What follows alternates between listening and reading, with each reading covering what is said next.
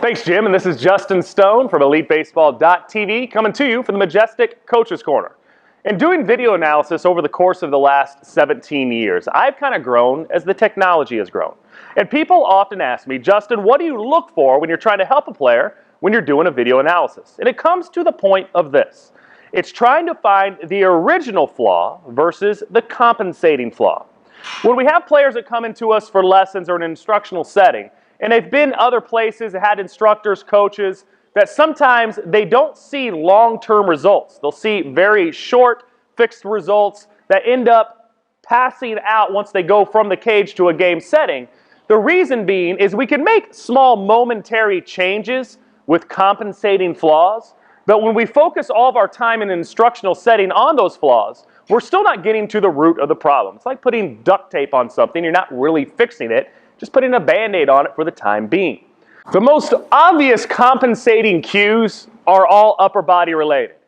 The most common one from the youth levels, Johnny, keep your eye on the ball. When your head starts pulling off and they're seeing it down to the third base coach, realizing that the head has very little to do with it. The head is attached to the shoulders, and it's usually meaning my upper body is firing ahead of the legs, and because of that, when it fires first, it pulls off and pulls the head with it as a byproduct.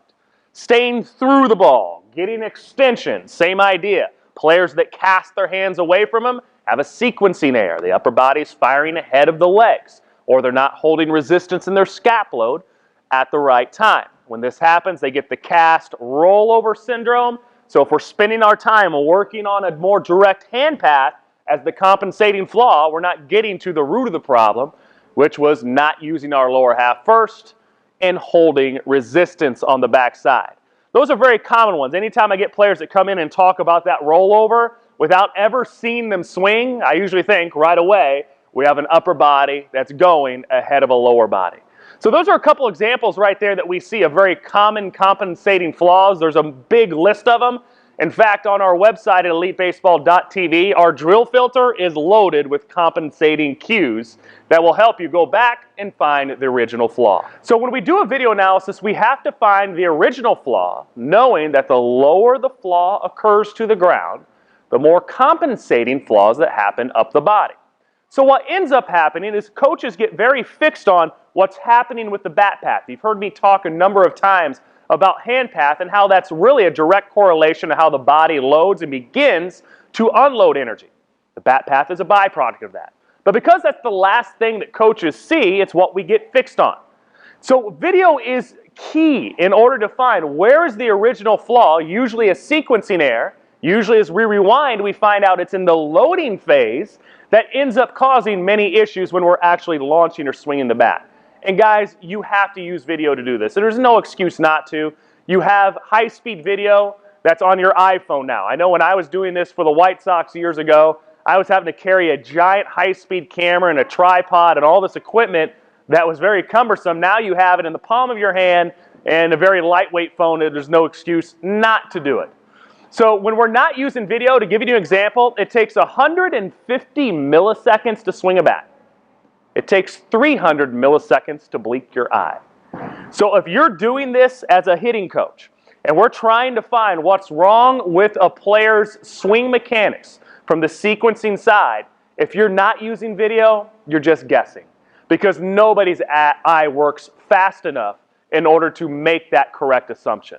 So by using video, we can find where's the original flaw. Guys, the majority of the time that I find this, it's definitely in the lower half.